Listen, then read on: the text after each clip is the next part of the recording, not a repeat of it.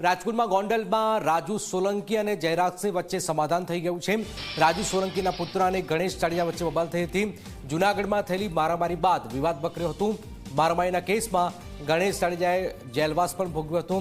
ધારાસભ્યના બંગલા પર દલિત સમાજના આગેવાનો હાજર રહ્યા।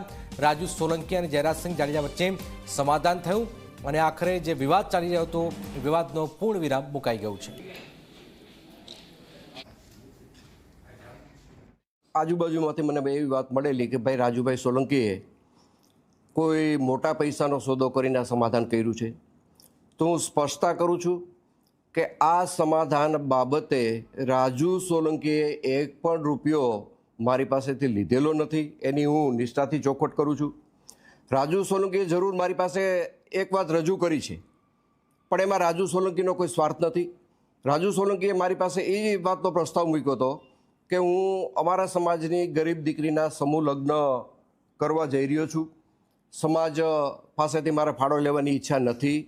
તમે મને આ સમૂહ લગ્નમાં ભોજન સમારંભના ખર્ચમાં તમારે મને મદદ કરવાની છે અને આ ભોજન સમારંભ તમારે મને કરાવી દેવાનો છે। અને એમાં મેં રાજુને હા પાડેલી છે। બાકી રાજુએ કોઈ રોકડા પૈસાની વાત, કોઈ સમાધાન પેટે સોદાની વાત રાજુ સોલંકીએ મને ક્યારેય કરેલી નથી। રાજુ સોલંકી ક્યારે એક પણ પૈસાનો મારે વહીવટ થયેલો નથી।